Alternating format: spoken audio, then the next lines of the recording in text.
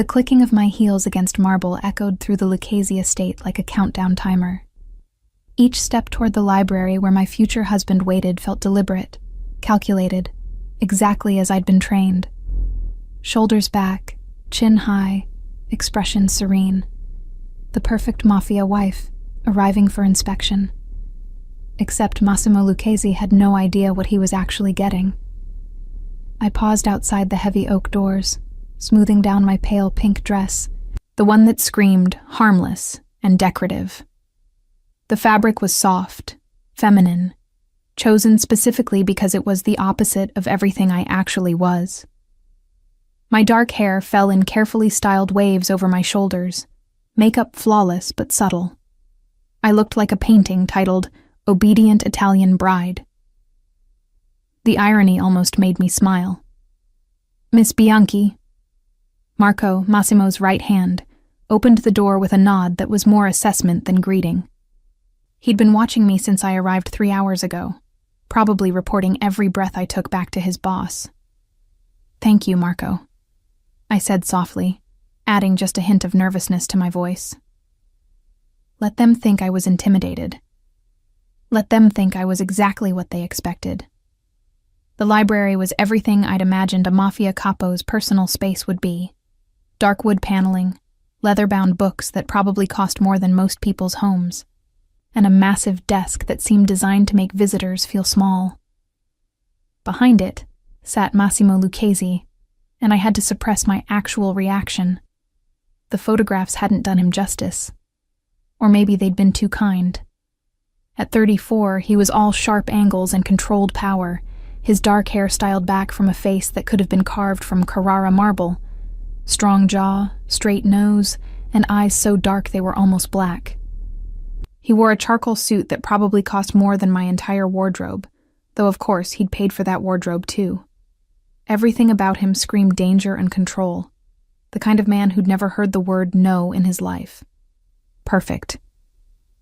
Serena. He didn't stand. Didn't even look up from whatever document he was reading. Just said my name like it was an item on his to-do list. Sit. I sat, crossing my ankles demurely, hands folded in my lap. The picture of compliance. He finally looked up, and I watched something flicker across his face. Surprise, maybe. Disappointment. Hard to tell with a man whose emotions seemed to exist behind bulletproof glass. "You look different from the photos," he said bluntly. No pretense of politeness or small talk. "I was 16 in those photos," I replied gently. "People change in 6 years." What I didn't say, I'd change deliberately. The awkward teenager with the wrong haircut and unflattering clothes had been a carefully constructed image. Insurance against an early marriage my father might have forced. Now that the marriage was happening anyway, I'd allowed the butterfly to emerge. Timing was everything. Massimo's eyes traveled over me with the clinical assessment of someone evaluating property. "You understand why we're doing this?" "Family alliance," I recited dutifully. "Your father and mine arranged it before they died. The Bianchi and Lucchese families united strengthens both our positions." "And you're comfortable with that?" His tone suggested he didn't particularly care about my comfort, just wanted to establish the parameters. "Comfortable?" I tilted my head, letting confusion color my voice. "I'm not sure that's the right word, but I understand duty, Mr. Lucchese. I was raised for this." Something almost like approval crossed his face. "Call me Massimo. We're to be married in 2 weeks." 2 weeks? The surprise in my voice was genuine. I'd expected at least a month. "Problem?" "No, of course not." I smoothed my skirt, a nervous gesture that was only half performed. "I just thought there might be more time to prepare. The wedding, the arrangements. Already handled. My staff will manage everything. You just need to show up and say I do." He leaned back in his chair, fingers steepled. "Let me be clear about expectations, Serena. I don't need a wife in the traditional sense. I need someone presentable for family functions, Someone to manage the household staff. Someone who understands discretion. What I don't need is drama, questions about my business, or interference in my work. Of course. I nodded, wide-eyed and earnest. I wouldn't dream of interfering. Good. He stood, signaling the meeting was over. Rosa will show you to your rooms. You'll move in 3 days before the wedding. Any questions? I rose gracefully, smoothing my dress again. Just one. Do you take your coffee black or with cream? He blinked, clearly not expecting such a domestic question. Black. Why? Because I like to know how to serve my husband properly, I said sweetly, the words dripping with exactly the kind of submissive domesticity he clearly expected. I saw it then, the flash of something in his eyes. Satisfaction, maybe. Or relief. He'd been worried about getting a difficult wife, and here I was, apparently concerned with coffee preferences and household management. Black, he repeated. 2 sugars in the afternoon, none in the morning. Perfect. I'll remember that. I gave a small curtsy, another deliberately old-fashioned gesture. Thank you for meeting with me, Massimo. He nodded dismissively, already turning back to his papers. Marco appeared at my elbow to escort me out. The moment the library doors closed behind me, I allowed myself a small smile. Round 1 to me. Your rooms are this way, Miss Bianchi, Marco said, his voice carefully neutral. I followed him through the sprawling estate, noting every detail. Security cameras in the corners, reinforced doors, the slight bulge under Marco's jacket that meant he was armed. The place was a fortress disguised as a luxury home. Here we are. Marco opened a door to reveal a suite that was larger than my entire apartment back home. Pale blue walls, antique furniture, windows that overlooked manicured gardens, beautiful and utterly impersonal. It's lovely, I said, injecting warmth into my voice. Thank you, Marco. He lingered in the doorway. Miss Bianchi, if I may speak freely? Of course. Mr. Lucchese is a good man. Demanding but fair. If you follow the rules, respect his privacy, you'll find this arrangement quite comfortable. Translation. Stay in your lane, don't ask questions, and you'll live a nice life in a golden cage. I appreciate the advice, I said sincerely. I have no intention of making trouble. After he left, I explored my new prison, running my fingers along expensive fabrics and examining artwork that probably cost more than most people made in a year. In the walk-in closet, I found it already stocked with clothes in my exact size. Someone had done their homework. I selected a simple white blouse and dark slacks, changing out of the pink dress. Better to save the ingenue act for when Massimo was actually watching. A knock at the door interrupted my exploration. Come in.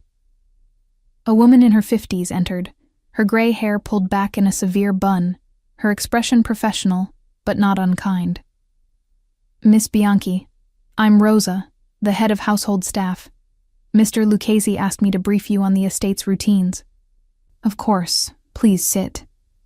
I gestured to the sitting area. Rosa's eyebrows rose slightly, probably unused to such familiarity from the family. She sat, pulling out a tablet. The estate runs on a strict schedule. Breakfast is served at 7, lunch at 1, dinner at 8. Mr. Lucchese prefers his meals in his private dining room unless he's entertaining. You'll have your own dining room, or you may eat with him if he requests your presence. I see. And what about the household staff? How many people work here? 15 full-time employees. Kitchen staff, cleaning crew, security, groundskeepers. They all report to me, and I report to Mr. Lucchese. And now to me as well? I asked gently. Rosa paused. Mr. Lucchese didn't mention that you would be involved in household management. Oh, I'm sure he didn't think to specify. But I'll be living here, and I'd like to understand how things work. Not to interfere, I added quickly, seeing her expression. just to know who to ask if I need something. Of course, Miss Bianchi. We spent the next hour going over schedules, procedures, and the intricate choreography of running an estate this size. Rosa was professional, thorough, and I could tell she was evaluating me, trying to figure out what kind of mistress I'd be. Let her wonder. When she finally left, I returned to the window, looking out over the grounds. Somewhere in this fortress, Massimo Lucchese was probably already forgetting about me, comfortable in his assumption that I'd be a perfect, forgettable wife. He had no idea. My phone buzzed with a text from my cousin Julia.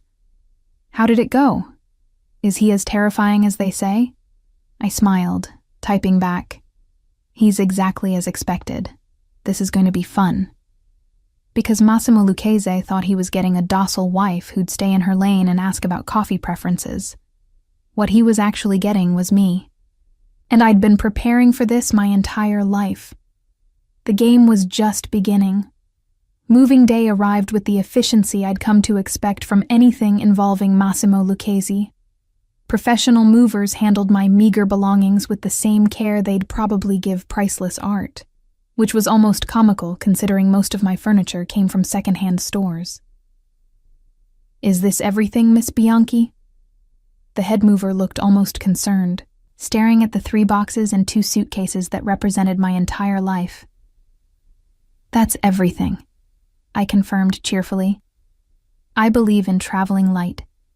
What I didn't mention was that I'd deliberately left most things behind. Fresh start, clean slate, and no sentimental attachments that could be used against me. In this world, everything was a potential weapon. The estate was quieter than during my first visit. I arrived mid-morning, when Massimo would be in his office handling what Rosa had delicately referred to as business matters. Code for the kind of work that required soundproof rooms and men with very specific skill sets. Miss Bianchi, welcome.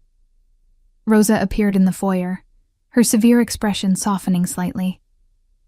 Your rooms are prepared. Would you like help unpacking? No, thank you. I prefer to do it myself. I smiled warmly. But I would love a tour of the kitchen later, if that's not too much trouble. I enjoy cooking. Rosa's eyebrows rose. Cooking? We have a full kitchen staff, Miss Bianchi. There's no need for you to... Oh, I know. I just find it relaxing. A hobby, really. I waved my hand dismissively. My mother taught me before she passed. It helps me think. Something in Rosa's expression shifted. My condolences. I lost my mother young as well. And just like that, I'd found common ground. People always underestimated the power of shared grief. Perhaps tomorrow morning? Rosa suggested. The kitchen is quieter then. I could show you where everything is kept. That would be wonderful. Thank you, Rosa. I spent the afternoon unpacking, which took approximately 30 minutes, then exploring the estate more thoroughly. The place was enormous. 3 floors, not counting the basement level that I suspected housed more than just wine storage. Security cameras monitored every hallway, every entrance. But I noticed gaps, blind spots, the kind of oversights that happen when you've been untouchable for so long you forget to stay vigilant. Interesting. At precisely 8 o'clock, there was a knock at my door. Dinner is served, Miss Bianchi, a young staff member informed me. Mr. Lucchese requests your presence in the main dining room. So we were dining together. I'd wondered if he'd avoid me entirely until the wedding. I'd changed into a simple navy dress, elegant but not trying too hard. My hair was loose, makeup minimal. The goal was to look like I'd made an effort without appearing to care too much about impressing him. The main dining room could have seated 20 people comfortably. Instead, there were 2 place settings at opposite ends of an absurdly long table. Massimo was already seated, scrolling through his phone, barely glancing up as I entered. Serena, a greeting that sounded more like an acknowledgement of my existence. Good evening. I took my seat, noting the distance between us was roughly 12 feet. Subtle. A server appeared immediately, pouring wine and presenting the first course. Everything moved with choreographed precision. We ate in silence for several minutes.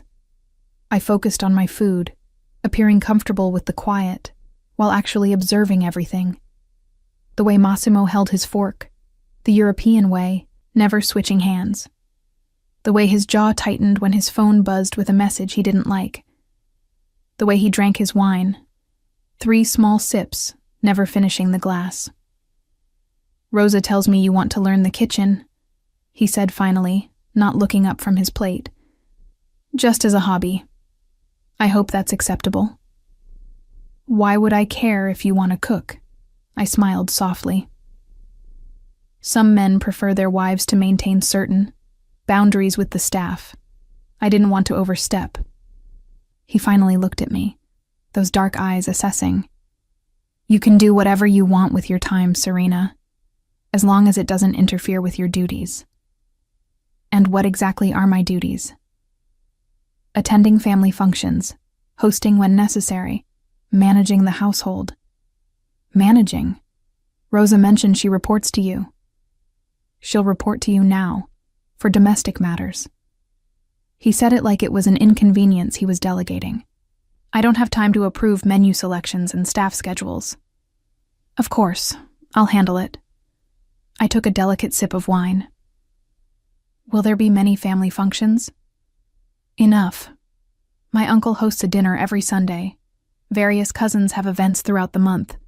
You'll need to be presentable and pleasant." "I can manage presentable and pleasant." His lips twitched, almost like he wanted to smile but had forgotten how. "We'll see." The second course arrived. Risotto with truffles that probably cost more than my monthly rent used to. I took a bite, letting the flavors settle before speaking. "This is delicious, but the truffle is slightly overwhelming the saffron," I observed casually. A lighter hand with the shaving would let both flavors shine. Massimo's fork paused halfway to his mouth. "You can taste the saffron." "Of course. It's subtle, but it's there. The earthiness of the truffle is beautiful, but saffron has such a delicate floral note. Shame to drown it out." I took another bite. "Still excellent, though. Your chef is very talented." He was staring at me now, really looking at me for the first time since I'd arrived. "You know about cooking." "I told you.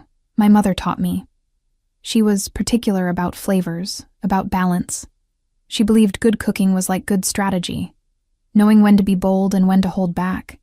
Your mother sounds like she was an interesting woman." She was. I met his eyes. "She also taught me that the most dangerous people are the ones everyone underestimates." Something flickered in his gaze. Interest, maybe, or warning. "Is that so?" "Mm-hmm." She said a smart woman learns to look harmless while being anything but. "And are you a smart woman, Serena?" I smiled, the picture of innocence. "I'm smart enough to know when to stop talking and finish this beautiful risotto before it gets cold." He almost laughed.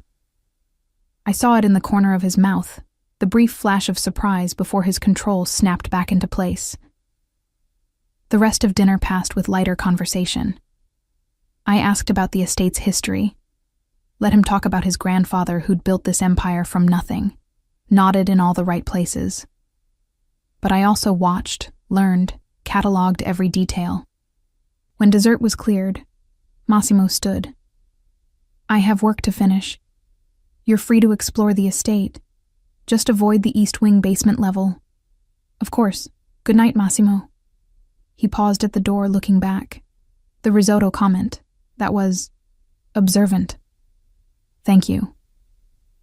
"Don't make a habit of critiquing the chef's work. Giuseppe has a temper."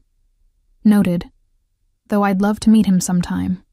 Compare techniques." Massimo shook his head slightly, like I was already proving to be more complicated than he'd bargained for, then left. I waited until his footsteps faded before allowing myself a satisfied smile. The next morning, I woke at 6 and headed to the kitchen as Rosa had suggested. The space was enormous, professional-grade everything, enough equipment to run a restaurant. And there, Shouting in rapid Italian at a young sous chef was Giuseppe. He was exactly what I expected. Mid-50s, balding, with the passionate intensity of a man who took his craft very seriously. Idiota. The basil must be torn, not cut. You're bruising it. Good morning, I called cheerfully in Italian. Giuseppe spun around, his tirade dying on his lips. Who are you? Serena Bianchi, the future Mrs. Lucchese. Rosa said I could observe this morning if I didn't get in the way. His expression cycled through surprise, suspicion, and then grudging respect when I'd addressed him in his native tongue. You speak Italian. My mother insisted. She was from Napoli. Napolitana. His face brightened. Then she taught you proper Italian, not this northern dialect nonsense. He shot a glare at the sous chef, who wisely kept his head down. She taught me to cook too. Last night's risotto was spectacular, by the way, though I thought the truffle slightly overpowered the saffron. The kitchen went silent. The sous chef looked horrified. Rosa, who'd been reviewing inventory in the corner, froze. Giuseppe stared at me for a long moment, his face unreadable. Then he laughed, a big booming sound that echoed off the stainless steel surfaces. Ha! You have a palate. Finally, someone in this house who understands food isn't just fuel. He grabbed my arm, pulling me toward the stove. Come, come. You want to learn? I'll show you how we do things here. And just like that, I'd won over the chef. Over the next few days, I established a routine. Mornings in the kitchen with Giuseppe, who turned out to be a wealth of information about the household and its inhabitants. Afternoons reviewing household accounts with Rosa, who was slowly warming to having someone actually interested in the work. Evenings dining with Massimo, where I perfected the art of appearing harmless while dropping tiny observations that I could tell unsettled him. The orchids in the front hall are dying, I mentioned one night. They're being overwatered. Orchids need to dry out between waterings. How do you know that? I read and observe. The roots are visible through the pot. They're brown and mushy instead of silvery green. Massimo made a note on his phone. The next day, the orchids were gone, replaced with healthy specimens. I noticed Antonio Russo's wife was wearing a different perfume at the gathering yesterday, I said another evening. She always wears Chanel No. 5, but yesterday it was something floral. Jasmine-based, maybe. Why would that matter? It probably doesn't. I just noticed details, although changing a signature scent is sometimes a sign of change in general. New perfume, new lover, new secrets. I shrugged delicately. Or maybe she just felt like trying something different. But I saw the way his eyes sharpened, the way he filed that information away. 2 days later, I overheard him on the phone asking pointed questions about Antonio Russo's recent activities. The wedding preparations proceeded like a military operation. I was measured for a dress I never saw until the day of, fitted for jewelry I didn't choose, briefed on a ceremony I had no input in planning. I played the compliant bride perfectly, thanking everyone profusely, expressing wonder and gratitude at every decision made on my behalf. But I also started making small changes, subtle ones. The seating chart for the reception mysteriously got revised, placing people in configurations that would force certain conversations, create certain tensions. When questioned, I blinked innocently and said I must have misunderstood Rosa's instructions.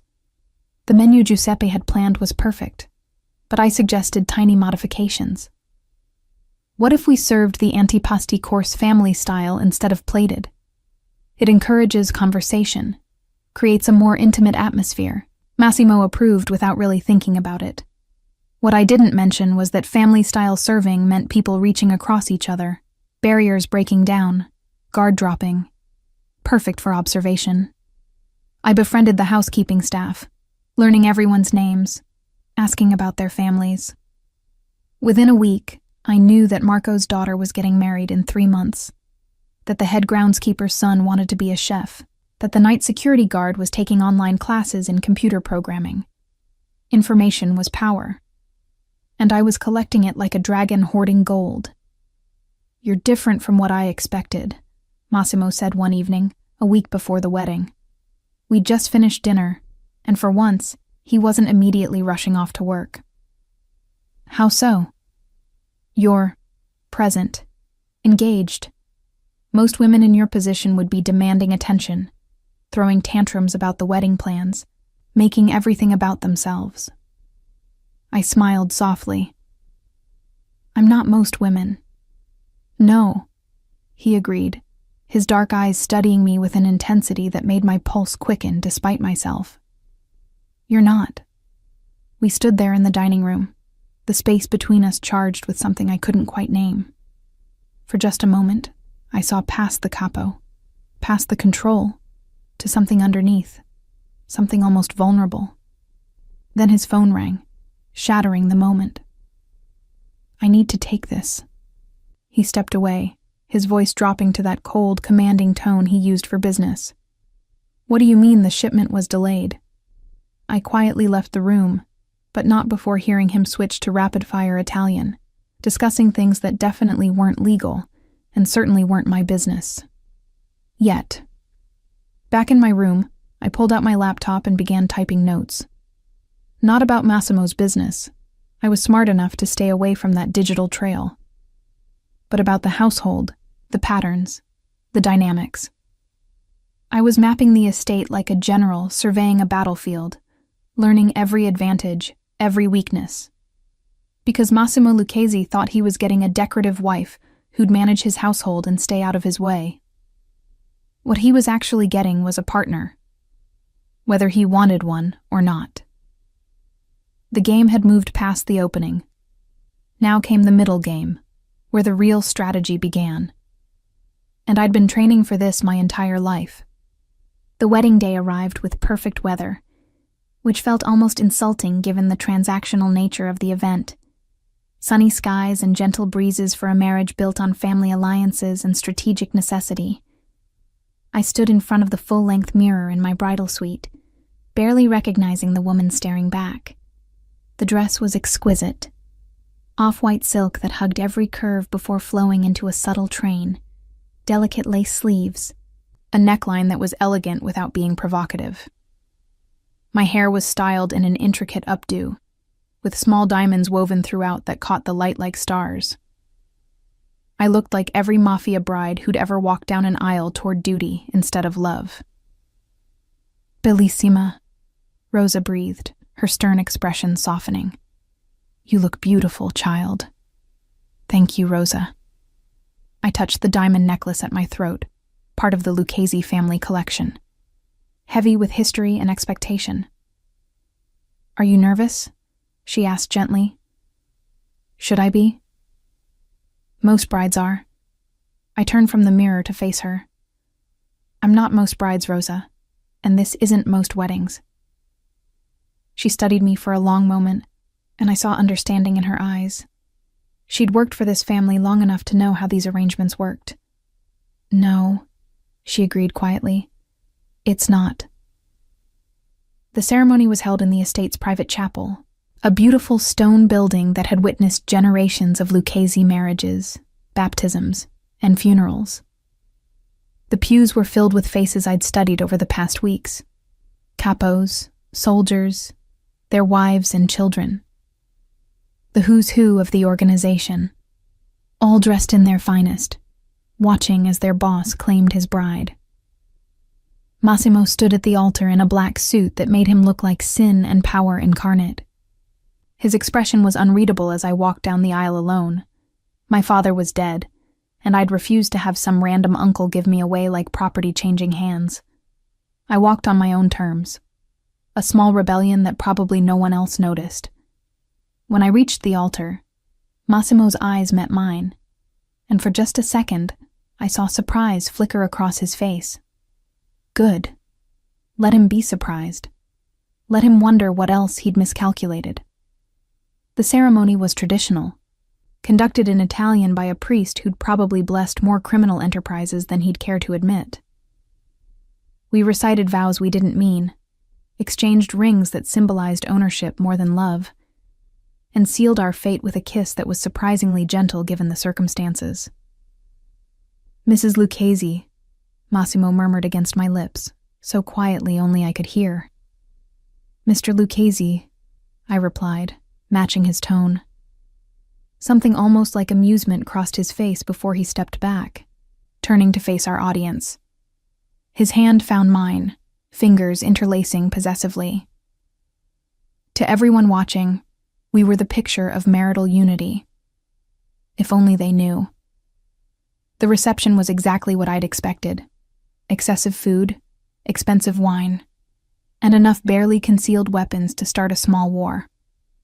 I played my part perfectly, smiling at the right people, laughing at terrible jokes, accepting congratulations with gracious warmth. But I also watched, and listened, and learned. "Your wife is lovely, Massimo," Antonio Russo said, approaching our table with his wife Bianca, the same Bianca who'd changed her perfume. "You've done well for yourself." "Thank you, Antonio." Massimo's hand rested on my lower back, a possessive gesture that looked affectionate to outsiders. "Bianca, you look radiant," I said warmly. "That's a beautiful dress. And your perfume. Jasmine, isn't it? I love jasmine." She blinked, surprised I'd noticed. "Yes, it's new. A friend recommended it." "Well, your friend has excellent taste." I smiled innocently. "You should thank them." Something flickered in her eyes. Guilt, maybe, or fear. She glanced at her husband, who was too busy talking business with Massimo to notice. But I noticed, and I filed it away. Throughout the evening, I collected information like a particularly well-dressed spy. I learned that Marco's daughter's wedding was being sabotaged by her future mother-in-law, that Giuseppe's sous chef was stealing from the kitchen accounts, that 2 of the junior soldiers were having an affair, which wouldn't matter except one of them was married to a capo's niece. All of it swirled in my mind, a puzzle I was slowly assembling. "You're quiet," Massimo observed during a brief moment when we were alone at our table. "Just observing. It's an important night. I want to remember everything." "What have you observed?" I tilted my head, considering how much to reveal. "That your family is complicated. That everyone here is playing a role. That you're very good at reading people, but you mostly focus on the men." His eyebrows rose slightly. And the women hold just as much power. They're just better at hiding it. Bianca Russo, for instance. She's having an affair with someone in your organization, someone who can afford to buy her expensive perfume and has convinced her to change her signature scent to cover the evidence. Massimo went very still. "How do you know that?" "She's wearing Hermès Jardin sur le Nil. It retails for about $300. Antonio is wealthy, but he's also notoriously cheap about personal luxuries. He'd never spend that much on perfume when she's been perfectly happy with Chanel for years. Also, she's wearing it too heavily, like she's trying to mask another scent underneath. And when I mentioned thanking her friend, she looked guilty and scared. That could be innocent." "Could be," I agreed. "But notice how she keeps glancing at Luca Ferretti, and how Luca keeps finding excuses to walk past our table, even though he has no business reason to be in this section." Massimo's gaze swept the room, landing on Luca, one of his mid-level soldiers. "Interesting." "I could be wrong," I added sweetly. "I'm just a housewife now. What do I know about these things?" He looked at me then, really looked at me, and I saw the exact moment he realized he'd been played, that the sweet, compliant bride wasn't quite what she'd seemed. "Serena," he said slowly, "what exactly did your father teach you?" "Everything." I took a sip of champagne. "He said if I was going to marry into this life, I needed to understand it. So he taught me to observe, to analyze, to see patterns. He said the Lucchese family would either respect me or underestimate me, and I got to choose which. And you chose to be underestimated. Initially. It's amazing what people say when they think you're not paying attention. Massimo was silent for a long moment. Then, unexpectedly, he laughed. A real laugh, not the polite chuckle he'd given to various guests. You've been playing me. Not playing. Strategizing. There's a difference. Is there? Of course. Playing implies deception for its own sake. Strategy is about achieving objectives. I met his eyes. And my objective, Massimo, is to be an asset to you, not a liability, whether you wanted that or not. An asset. He tested the word. That's an interesting way to describe a wife. I prefer it to decoration, or obligation. He studied me with those dark, intense eyes, and I felt something shift between us. The dynamic we'd established over the past weeks was crumbling, being rebuilt into something neither of us had anticipated. Dance with me, he said suddenly, standing and offering his hand. It wasn't a request, but it wasn't quite a command either. Something in between. I took his hand, letting him lead me to the dance floor. The band shifted into a slow waltz, and Massimo pulled me close, his hand settling at my waist with practiced ease. You're full of surprises, Mrs. Lucchese, he murmured as we moved together. Is that a problem? I haven't decided yet. His thumb traced a small circle on my waist, a gesture that was probably unconscious, but sent awareness sparking up my spine. I don't like surprises in my professional life. Good thing I'm your personal life, then. His lips twitched. Are you always this difficult? Only when I'm trying to prove a point. And what point is that? I looked up at him, letting him see past the sweet bride act to the woman underneath. That you didn't marry a decoration or an obligation. You married a partner, and the sooner you accept that, the easier both our lives will be. A partner, he repeated, something unreadable in his expression. Partners require trust. They do. And you think I should trust you, after you've admitted to manipulating me for weeks? I think you should trust that my objectives align with yours. A strong household, a stable organization, a unified front to the outside world. I paused. And I think I've already proven I can deliver on that. He considered this as we turned across the floor. The seating chart at the reception. That wasn't an accident, was it? No. You deliberately sat certain people together. I did. Why? Because Alessandro Moretti hasn't spoken to his brother Franco in 6 months, and their feud is creating tension in your West Side operations. But they'll sit together tonight because they're both too proud to make a scene at your wedding.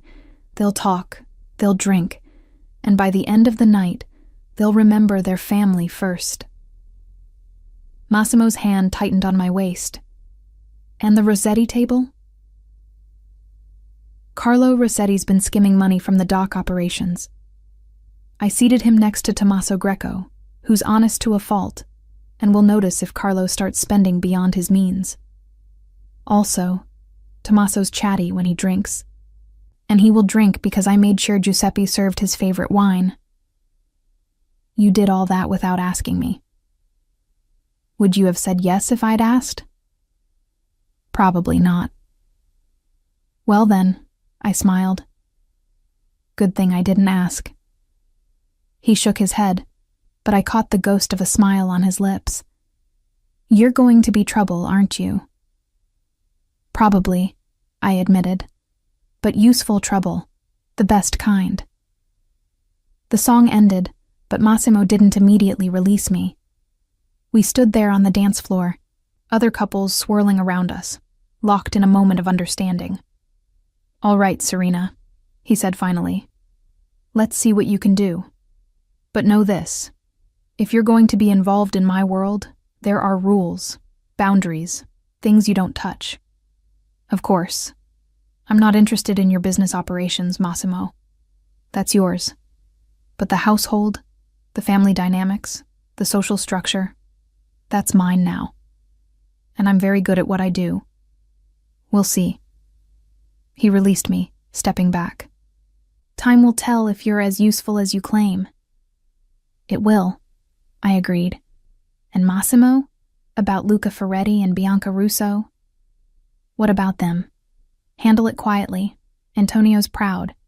If you humiliate him publicly, you'll make an enemy. But if you let him discover it himself, control the narrative, he'll deal with it internally, and owe you a favor for the discretion. Massimo's eyes narrowed. You've thought this through. I think everything through. That's what makes me useful. He nodded slowly, a glimmer of respect in his dark eyes. Welcome to the family, Mrs. Lucchese. Something tells me life just got a lot more interesting. That's the idea, Mr. Lucchese. I smiled sweetly. That's exactly the idea. As we returned to our table, I caught Rosa watching us with a knowing expression. She raised her champagne glass slightly in my direction, a silent toast from one strategist to another. The game had shifted. The pieces were in motion. And Massimo Lucchese was finally starting to realize he hadn't married a pawn. He'd married a queen. The first month of marriage was a delicate dance of power and partnership. Massimo would leave for business at odd hours, returning with tension in his shoulders and blood on his knuckles that he thought I didn't notice. I would manage the household with ruthless efficiency, solving problems before they reached his desk, and cultivating loyalty among the staff. We circled each other like chess players, each move calculated, each word measured. But something was shifting. Your coffee, Mr. Lucchese. I set the cup on his desk one morning, exactly as he preferred it. Black, no sugar, the expensive beans Giuseppe sourced from a small roaster in Naples. Massimo looked up from his laptop, surprise flickering across his face. You brought me coffee. You've been in here since 5 a.m. I assumed you could use it. I turned to leave. Serena. I paused at the door. Thank you. Such a small thing, those 2 words, but from a man who gave orders instead of gratitude, they felt monumental. You're welcome. I allowed myself a small smile. Oh, and Marco's daughter's wedding is in 2 weeks. I had Rosa send an appropriate gift on our behalf. Baccarat crystal, very traditional. The card says it's from both of us. I didn't know about the wedding. I know, that's why I handled it. I met his gaze. Marco mentioned it 3 times in conversations with you, but you were distracted. He'll appreciate that we remembered, even if you didn't. Massimo leaned back in his chair, studying me. You pay attention to everything, don't you?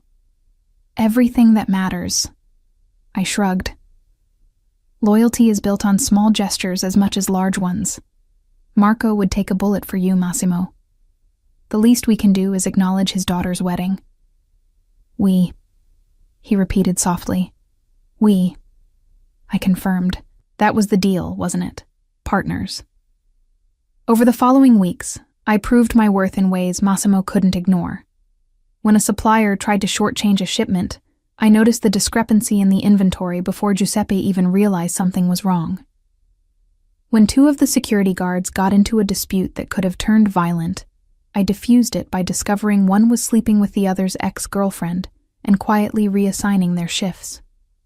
And when Massimo's uncle hosted one of his infamous Sunday dinners, I navigated the family politics with the skill of a seasoned diplomat.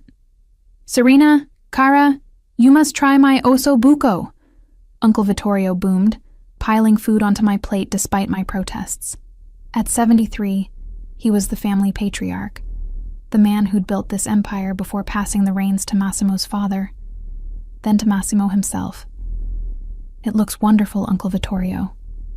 Though I have to say, Giuseppe's version last week had a slightly brighter flavor. I think he uses orange zest in addition to lemon. Vittorio's eyes narrowed. You're critiquing my cooking?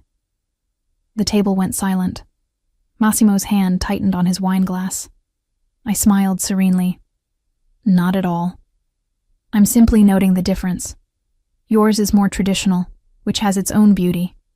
the depth of flavor from that long, slow braise. You can taste the patience in every bite. Giuseppe's is more modern, brighter. Both are excellent, just different philosophies. Vittorio stared at me for a long moment. Then he laughed, slapping the table. She has a tongue on her, this one. Massimo, you've finally found a woman with some fire. About time. Across the table, Massimo's cousin Dante raised his glass. To Serena, who's brave enough to tell Uncle Vittorio his cooking isn't perfect. I didn't say it wasn't perfect, I corrected gently. I said it was traditional. There's a difference. There she goes again! Vittorio roared with delight. I like her, Massimo. Keep this one. Later, in the car ride home, Massimo was quiet. Did I overstep? I asked finally. No. He glanced at me. You did exactly what needed to be done. Vittorio respects people who stand their ground. If you'd fawned over his cooking, he would have dismissed you as another vapid wife trying to earn favor. I wasn't trying to earn anything. His osso buco really is more traditional than Giuseppe's. I know. That's what made it perfect. He paused. You're good at this. At what? Reading people. Knowing exactly what to say to get the reaction you want. I turned to look at him fully. Is that what you think I'm doing? Manipulating everyone? Aren't you? No, Massimo. I'm being honest within a strategic framework. There's a difference. I settled back against the leather seat. Your uncle's osso buco is traditional because he learned to cook from his mother in Sicily 80 years ago. Giuseppe's is modern because he trained in Milan under chefs who believe in innovation. Both approaches have merit. I simply acknowledged that truth in a way that respected Vittorio while also demonstrating I have a palate and opinions of my own. Most people would have just complimented him and moved on. I'm not most people. You know that by now. He was quiet again, but I caught the slight curve of his lips. No, he agreed. You're definitely not. That night, Massimo didn't disappear into his office after dinner. Instead, he poured 2 glasses of whiskey and gestured for me to join him in the library. Tell me about your father, he said once we were settled in the leather chairs by the fireplace. The question surprised me. We'd been married 5 weeks, and he'd never asked about my family beyond the basic facts necessary for the alliance. What do you want to know? Everything. How did he prepare you for this life? I swirled the whiskey in my glass, watching the amber liquid catch the firelight. He was honest about what it was.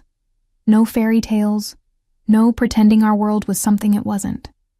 He taught me to observe before speaking, to think 3 moves ahead, to understand that power isn't just about force, it's about information and influence. He sounds like he was a smart man. He was, until he wasn't. I took a sip, the whiskey burning pleasantly down my throat.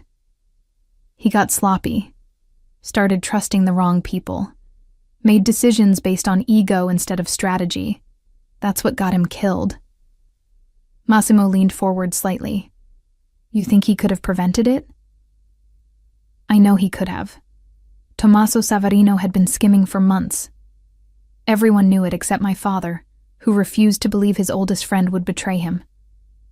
I met Massimo's eyes. Loyalty is important, but blind loyalty is dangerous.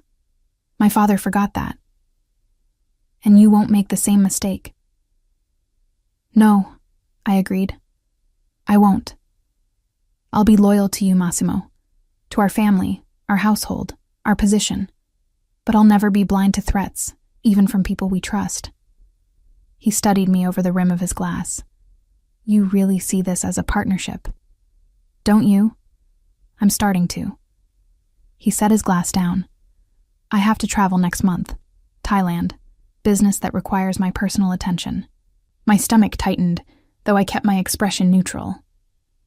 Thailand meant the kind of business that required personal attention, usually involved violence, danger, and things that could go very wrong very quickly. How long will you be gone? A week, maybe 2. He paused. Will you be all right managing things here? Of course. Rosa and I have everything running smoothly. Giuseppe will complain that you're missing his special preparations, but he'll survive. I kept my tone light. Though I have to ask, is this dangerous? It's business. That's not an answer, Massimo. He looked at me then, really looked at me, and I saw something shift in his expression. Yes, he said finally. It could be dangerous. But I'll have Marco and 6 of our best men with me. We'll be careful. Good. I stood, setting my glass down. Because you promised to keep me as your wife, and I'm holding you to that. It would be terribly inconvenient to be widowed after only 6 weeks of marriage. Inconvenient, he repeated, something almost like amusement in his voice. Extremely. I've just gotten the household running the way I want it. Starting over with a new husband would be exhausting. This time he did smile, a real smile that transformed his face from coldly handsome to devastatingly attractive. I'll try not to inconvenience you with my death then. I'd appreciate that. I headed toward the door, then paused. Massimo? Yes. Come back safe. Not because it would be inconvenient if you didn't, but because... I hesitated, surprised by my own honesty. Because I'm just starting to like being married to you. The vulnerability in that admission hung between us. I'd revealed more than I'd intended, shown a crack in my own carefully constructed armor. Massimo stood, crossing to where I stood by the door. He was close enough that I could smell his cologne, see the flecks of gold in his dark eyes. I'm starting to like being married to you too, Serena. His hand came up, fingers brushing my cheek with unexpected gentleness. Which is not something I ever expected to say. We're full of surprises for each other, apparently. Apparently. His thumb traced along my jawline. When I get back from Thailand, maybe we should discuss what this marriage actually is, what it's becoming. I'd like that. He leaned down, and for one breathless moment I thought he might kiss me. But instead, he pressed his lips to my forehead, a gesture somehow more intimate than a kiss. Sleep well, wife. You too, husband. I left the library with my heart racing and my carefully maintained control slipping. This wasn't supposed to happen. I wasn't supposed to actually care about Massimo Lucchesi beyond the strategic advantages our marriage provided.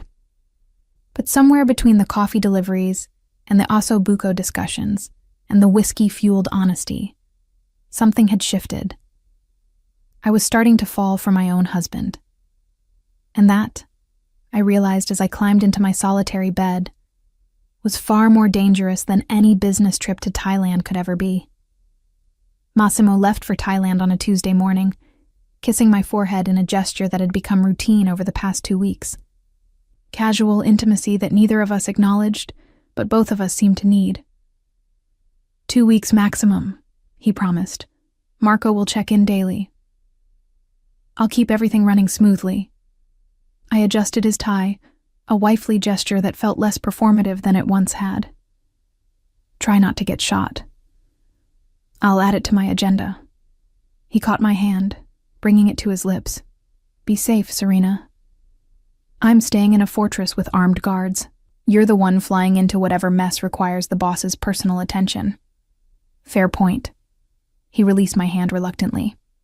If anything happens, I'll call Marco. I know the protocol. I smiled. Go. Handle your business. Come home. Home. The word had slipped out naturally, and I saw something flicker in his eyes before he nodded and left. The first week passed smoothly. I managed the household, attended a charity luncheon with the wives, and successfully mediated a dispute between Giuseppe and the new pastry chef. Marco called daily with updates. Everything on schedule, no complications. Massimo sent his regards. The second week started the same way. Then on day 9, Marco's call didn't come. I waited until noon, telling myself there was a reasonable explanation. Time zones, Meetings running long, poor cell reception in whatever remote location they were operating from. By evening, I was pacing the library, phone in hand. At midnight, I called Marco's number. It went straight to voicemail. "Rosa," I called, my voice steady despite the fear coiling in my stomach. "I need you to contact Luca Ferretti. Tell him to come to the house immediately." Rosa appeared in the doorway, concern etched on her face. "Mrs. Lucchese, is everything all right?" "I don't know yet. That's what we're going to find out." Luca arrived within an hour, still adjusting his jacket, clearly pulled from sleep or something more interesting. "Mrs. Lucchese, you wanted to see me?" "When did you last hear from Marco?" He hesitated. "Yesterday morning. He checked in as scheduled, said everything was proceeding as planned. And today?" "Nothing. But that's not unusual when they're in deep cover." "It is unusual for Marco," I interrupted. "He's never missed a check-in. Not in the 15 years he's worked for this family." I fixed Luca with a stare I'd learned from watching Massimo. "I want you to activate every contact we have in Thailand. Find out where my husband is, and why his second-in-command hasn't reported in over 24 hours. "Mrs. Lucchese, with all respect, that's not really something. That's not a request, Luca. That's an order." I kept my voice level. "Massimo left me in charge of this household and everyone in it. Right now, I'm choosing to interpret household very broadly. So unless you want to explain to him why you ignored his wife's direct order when he was potentially in danger, I suggest you make those calls." Luca stared at me for a moment, then nodded slowly. "Yes, ma'am. I'll start immediately." The next 36 hours were hell. I maintained a calm exterior, managing daily operations as if nothing was wrong, but internally I was calculating worst-case scenarios and survival strategies. If Massimo was dead, the family would fracture. Uncle Vittorio would probably try to seize control. The alliances Massimo had built would collapse, and I would be a widow before I'd even figured out what I felt for my husband. I was in the library reviewing Giuseppe's grocery orders, maintaining normalcy through sheer force of will, when I heard the commotion. Shouting, running footsteps. Then Rosa burst through the door, her usually composed face pale. "Mrs. Lucchese, they're back. Mr. Lucchese is—" She stopped, searching for words. "You should come. Now." I ran through the house, propriety forgotten, and found chaos in the main foyer. Massimo was there, Marco and 2 other men supporting him, all of them covered in blood and dirt, and looking like they'd fought their way through hell. But that wasn't what made me stop in my tracks. In Massimo's arms, wrapped in his jacket despite the blood soaking through it, was a child. A little girl, maybe 5 or 6 years old, with enormous dark eyes that took in everything, with the focused intensity of someone much older. She wasn't crying, wasn't clinging to Massimo in fear. She was observing, calculating, processing the scene with eerie calm. "Medical room now," I ordered, my training kicking in over my shock. "Rosa, call Dr. Caruso. Tell him we have multiple injuries and to bring his full kit. Giuseppe, prepare food, soup, bread, something gentle. Luca, secure the perimeter and make sure we weren't followed." Everyone moved at once, responding to the authority in my voice. I turned to Massimo. "Can you walk?" "Yes." His voice was rough, exhausted. "Most of this blood isn't mine." Comforting. I looked at the child in his arms. "Hello, sweetheart. What's your name?" She studied me with those intense eyes, then looked up at Massimo as if asking permission. "It's all right," he said gently. "This is Serena, my wife. You can trust her." The child looked back at me, seeming to weigh his words against her own assessment. Finally she spoke, her voice soft but clear. "Lily. My name is Lily." "Hello, Lily. You're safe now." I gestured toward the medical room. "Let's get everyone cleaned up, and then we'll figure everything out. Massimo followed me, still carrying Lily, who hadn't made any move to be put down. The medical room, really more of a small emergency clinic, was already prepared when we arrived. Dr. Caruso rushed in moments later, his eyes widening at the scene. "Start with them," I said, pointing to Marco and the other men, who had injuries that were clearly worse than Massimo's. "I'll handle my husband." Dr. Caruso nodded, knowing better than to argue with Mrs. Lucchese when she used that tone. I turned to Massimo. "Put Lily down so I can see where you're hurt." "I'm fine." "You're covered in blood and you're favoring your left side." "Put the child down." "She doesn't like to be put down." He said it matter-of-factly. "Not since—" He stopped, glancing at Lily. I looked at the little girl, seeing past the calm exterior to the fear underneath, the trauma of whatever she'd witnessed. "Lily, would it be okay if Massimo sat down with you while I check if he's hurt? You can stay right in his lap." She considered this, then nodded once. Massimo sank into a chair, and I carefully cut away his ruined shirt, cataloging injuries. Bruised ribs, a gash on his shoulder that would need stitches, various cuts and abrasions.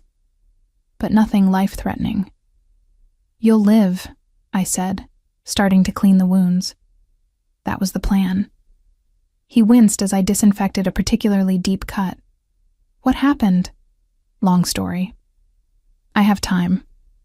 I kept my hand steady, my voice calm, aware that Lily was listening to every word. Massimo looked down at the child in his arms, something tender in his expression that I'd never seen before. "We'll talk later. When—" He glanced meaningfully at Lily. I understood. Whatever had happened, it wasn't appropriate for a child's ears. "All right." I finished bandaging his shoulder. "But we will talk. Extensively." I wouldn't expect anything less.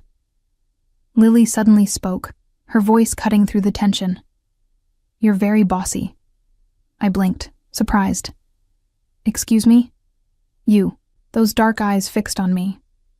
"You tell everyone what to do, like the chief." "The chief?" I glanced at Massimo, who was trying very hard not to smile. "That's what she calls me," he explained. "She says I act like a chief giving orders." Well, she's not wrong. I crouched down to Lily's eye level.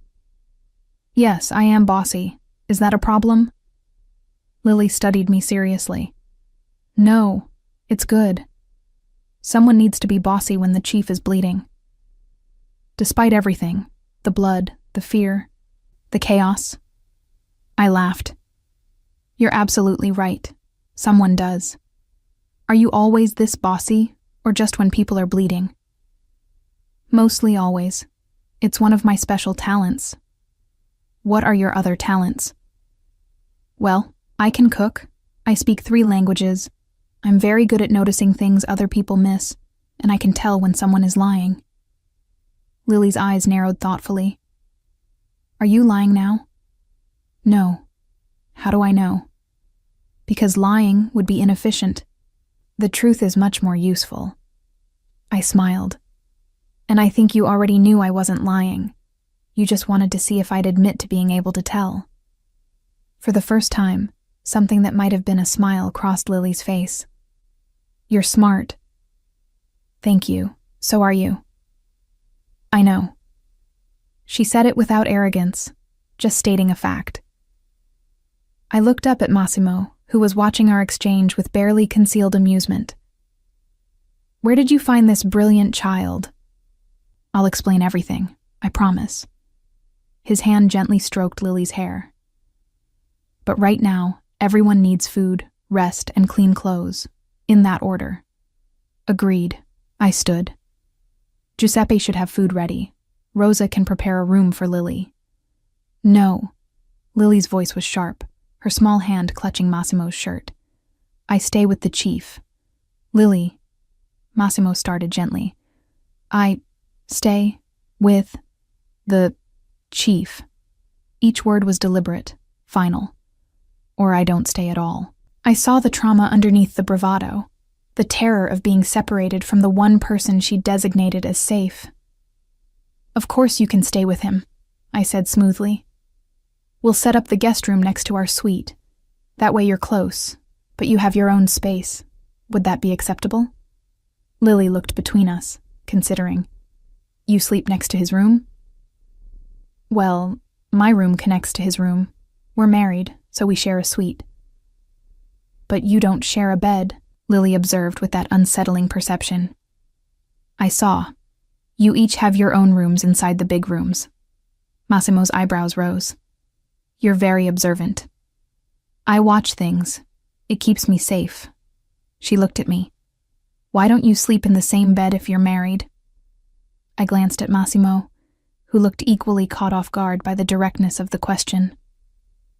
"That's complicated," I said finally. "Grown-up complicated or actually complicated?" "Both," Massimo and I said simultaneously. Lily nodded sagely. "That means you like each other, but you're being stupid about it." I couldn't help it. I laughed, a real laugh that echoed through the medical room. "You know what, Lily? I think you might be right. I'm usually right." She settled more comfortably against Massimo. "Can we eat now? I'm hungry." "Yes," I agreed. "Let's eat, and then we'll figure out everything else." As we moved toward the dining room, Massimo still carrying Lily, Marco and the others following behind after Dr. Caruso cleared them, I caught Massimo's eye. We had a lot to discuss. What happened in Thailand, why he'd returned with a child, what the blood and the panic and the desperate fight home had all been about. But right now, in this moment, we had something more important. We had this brilliant, observant little girl who'd somehow decided we were safe, who'd looked at our complicated marriage and our careful distance and called us out on it with the brutal honesty only children possess. And I realized, watching Massimo gently adjust Lily's position so she could see where we were going, that everything had just changed. This wasn't just about us anymore. Whatever this family was becoming, Lily was part of it now, and I was absolutely certain our lives would never be boring again. Giuseppe outdid himself. Within an hour, the dining table held enough food to feed an army. Minestrone soup, fresh bread still warm from the oven, roasted chicken, pasta with simple butter and sage. Comfort food, designed to soothe and restore. Lily ate with methodical precision, trying small bites of everything, and cataloging each flavor with the same intense focus she applied to everything else. "This soup is good," she announced. "Better than the soup at the place before." "What place before?" I asked gently. She glanced at Massimo, who nodded slightly. "The house where the bad men kept me. Their soup was watery. This has actual vegetables." The casual way she said it made my chest tight. I forced my expression to remain calm. "Well, Giuseppe will be pleased to know his soup meets your standards. He's very particular about his cooking." "Is he bossy too?" "Extremely. You'll like him." Across the table, Marco was giving Massimo a look that clearly meant, "We need to talk." But Massimo was focused on making sure Lily ate, cutting her chicken into smaller pieces, making sure she had enough bread. "So," I said, addressing the table at large, "who wants to explain what happened in Thailand before I lose my mind from curiosity?" Marco opened his mouth, but Lily beat him to it. "The chief rescued me from human traffickers who were going to sell me. There was shooting and explosions, and the chief carried me through a burning building. Then we had to hide in a shipping container for 2 days before we could get to the airport. Marco got stabbed, but he's fine. And one of the bad men followed us, but the chief killed him at the airport in Singapore." She took another spoonful of soup. "This bread is very good. Can I have more?" The table fell silent. I slowly turned to look at Massimo, who had the grace to look slightly sheepish. "That's mostly accurate," he admitted, though simplified. "Simplified," I repeated flatly. "She just described a rescue mission, explosions, murder, and international flight while hiding in cargo. And you're saying that's the simplified version?" The full version has more explosions, Lily offered helpfully. I pressed my fingers to my temples, feeling a headache forming. Of course it does. Why wouldn't it? In my defense, Massimo said, I didn't plan to come home with a child. The trafficking ring was supposed to be a simple business matter. They were moving goods through our territory without permission. We went to shut them down.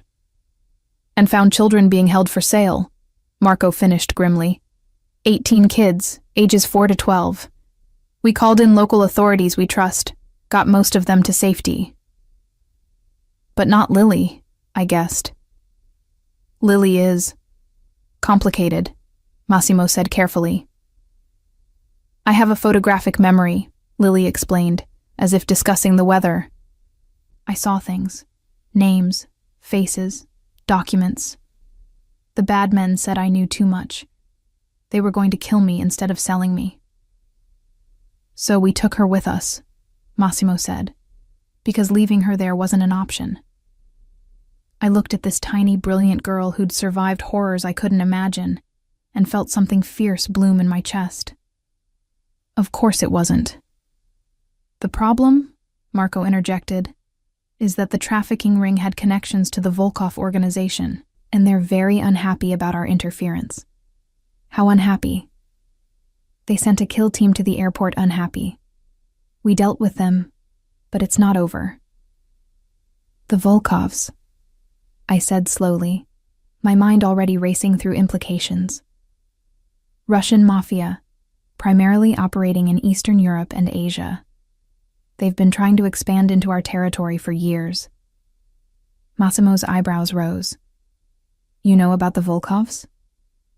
I read your intelligence briefings. The ones you leave on your desk that I'm apparently not supposed to see but definitely do. I smiled sweetly. How unhappy are we talking? Retribution unhappy or war unhappy? Somewhere in between, Marco admitted. They can't afford full war, but they'll want to send a message. Perfect. I stood, my mind shifting into strategic mode. Luca, I want security tripled. Not just here, every property, every business. Marco, compile a list of known Volkov associates in our territory. If they're planning something, they'll need local support. Serena, Massimo started. And someone needs to contact Uncle Vittorio. He has connections with the Bratva leadership. If we can get them to pressure the Volkovs to back down, we avoid unnecessary bloodshed. The Bratva won't interfere in Volkov business without incentive, I know, which is why we'll offer them the information Lily has. I looked at the little girl. You said you have a photographic memory. You saw documents? Lily nodded.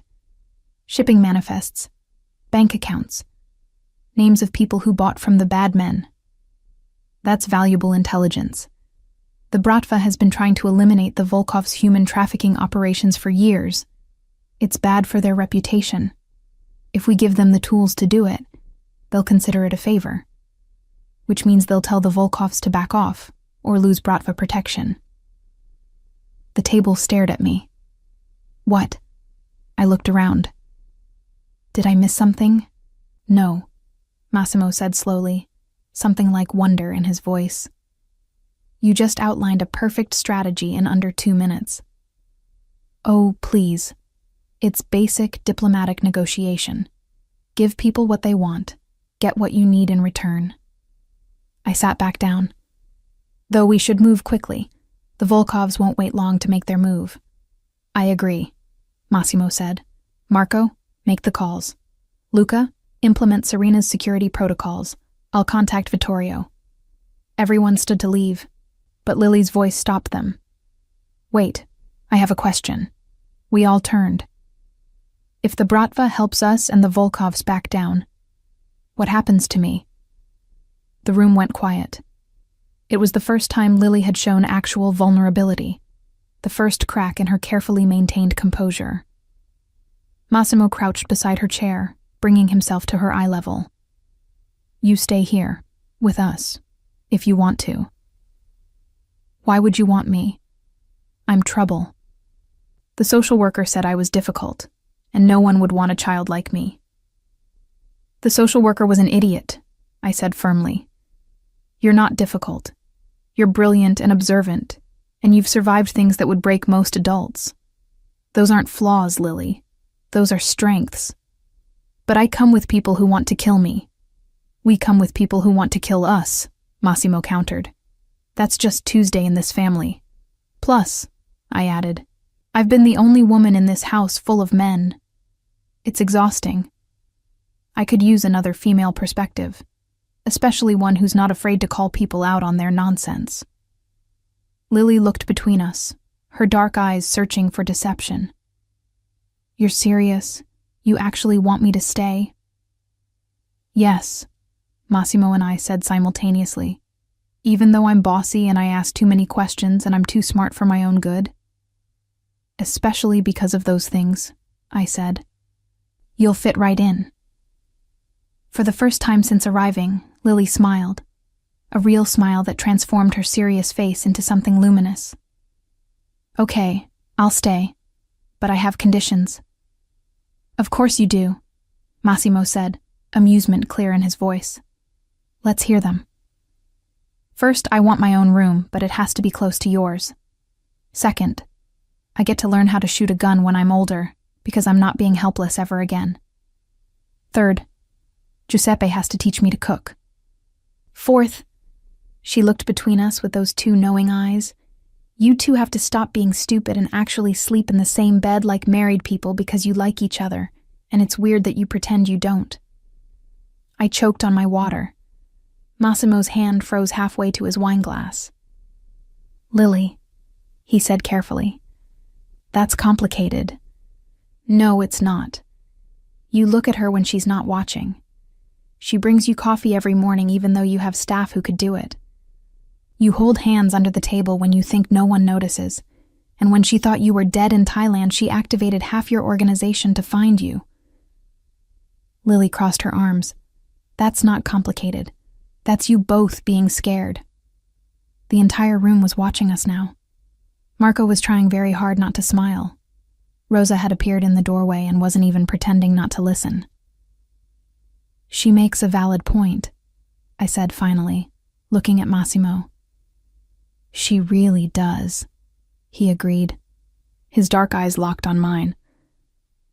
Though I'd argue we're not scared, we're just strategically cautious, he offered. Exactly. Which is stupid, Lily interjected. According to my observations, you're perfect for each other. You're both bossy, you both think too much, and you both pretend you don't have feelings when you obviously do. Lily, I started. I'm not done. Fifth condition, when you two finally figure out what everyone else already knows, I get to say I told you so. Massimo laughed. A full, genuine laugh that I'd never heard before. Deal. All 5 conditions accepted. Wait, I protested. Shouldn't we discuss? Which part, Serena? The part where our 6-year-old daughter... 6 3/4, Lily corrected. Our 6 3/4-year-old daughter is absolutely right about everything? Or the part where we've been dancing around this for months like idiots? I wasn't going to say idiots, but you were thinking it. He stood, crossing to where I sat, and extended his hand. Dance with me. There's no music. There's always music. He pulled me to my feet, one hand at my waist, the other taking mine. And we have an audience of people who are invested in watching us finally stop being stupid. This is highly irregular, I said, but I was already moving with him, our bodies finding rhythm without any actual song. Everything about us is irregular, wife. We might as well embrace it. Around us, I could hear Marco herding people out, giving us privacy. But Lily remained, watching with satisfaction. I'm scared, I admitted quietly, just for Massimo. This wasn't supposed to be real. I know, me too. His hand tightened on my waist. But somewhere between the coffee and the Osso Buco discussions and you activating my entire organization to find me, it became real anyway. That's very inconvenient. Extremely. He smiled. But I'm finding I don't actually mind. No? No. Because you're brilliant and bossy and you see through all my careful control to the person underneath. And instead of running away, you decided to stay and be my partner. He leaned his forehead against mine. How could I not fall in love with that? My breath caught. Love? Inconveniently, completely, irrevocably in love with you, Serena Lucchese. I'm going to say I told you so now, Lily announced from her chair. We both laughed, the tension breaking. I love you too, I said, finally admitting what I'd been fighting for months. Even though you're complicated and dangerous and you bring home children from international rescue missions. Speaking of which, Massimo glanced at Lily. We should probably talk about adoption paperwork. Already drafted, I admitted. I had our lawyers prepare documents 3 hours after you arrived, just in case. You what? I'm efficient. You know this about me. He shook his head, but he was smiling. What am I going to do with you? Love me, apparently. It's very inconvenient for both of us. The best things usually are. A commotion from the hallway interrupted us. Marco burst in, phone in hand. Boss, we have a problem. The Volkovs just made their move. 6 cars approaching the estate. They'll be here in 5 minutes. The mood shifted instantly.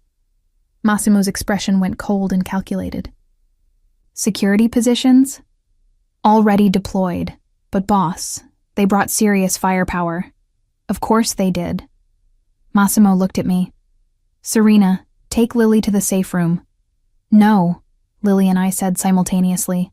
Absolutely not, I continued. I'm not hiding while people attack our home. Serena, I can shoot, Massimo. My father made sure of it. And Lily...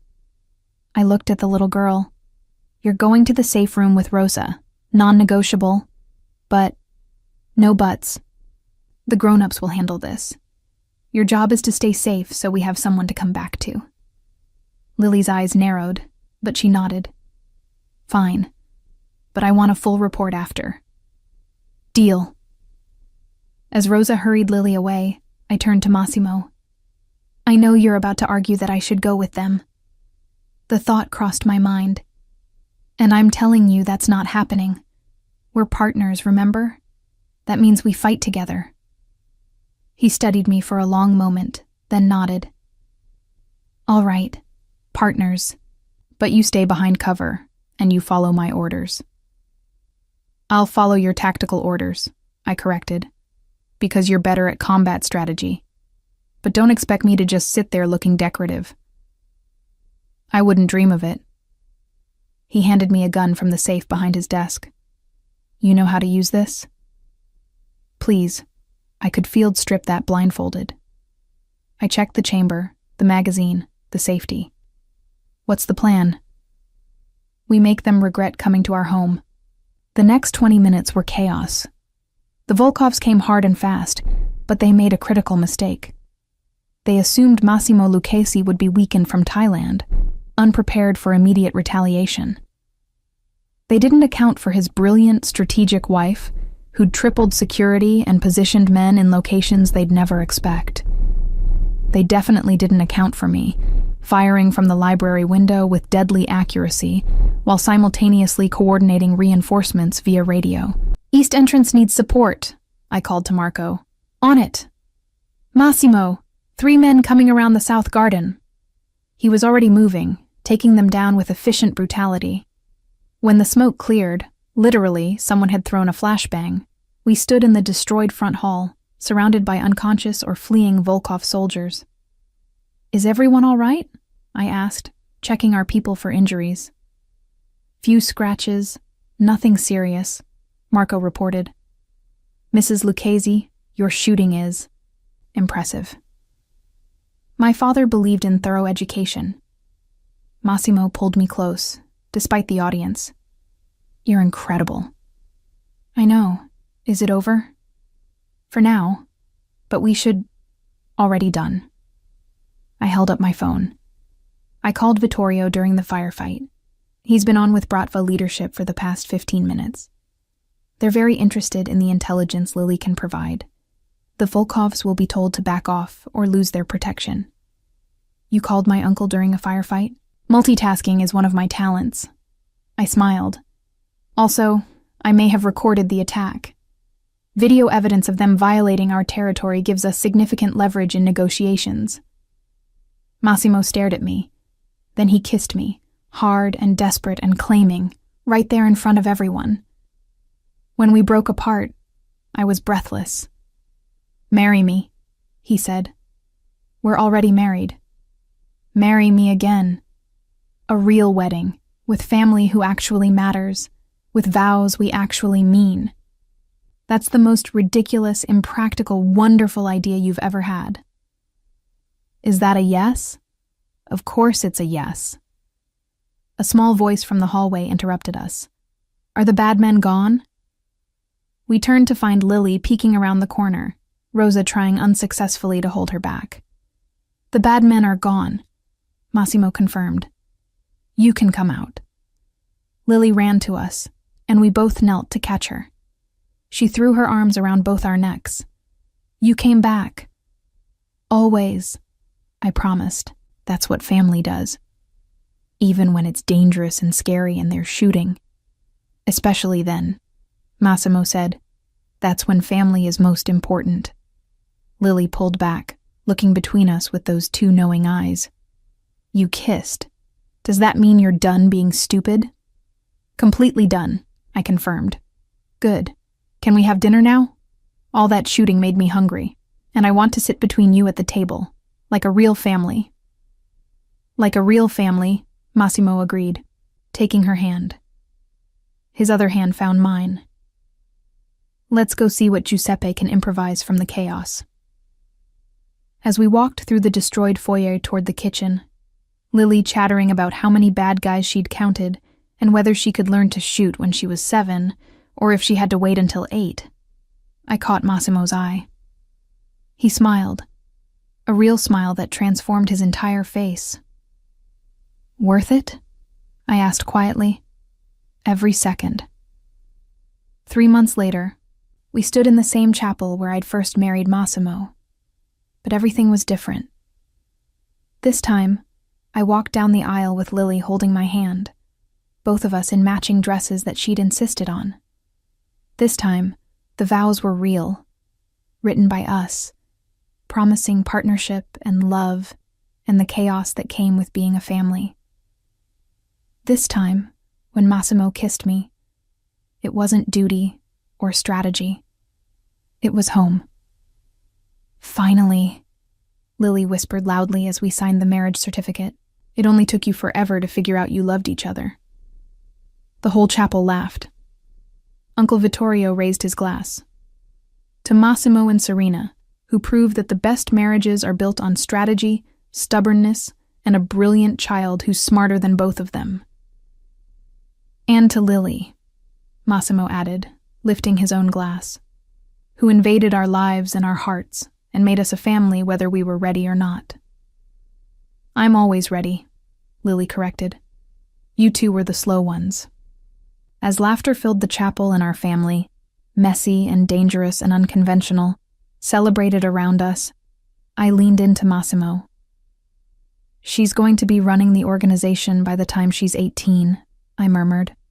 Probably by 15, if we're honest. Should we be worried? Terrified. He kissed my temple, but I can't wait to see it. Neither could I, because this brilliant, observant little girl had done what I'd been trying to do for months.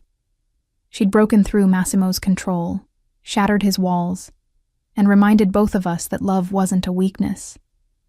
It was the most powerful strategy of all.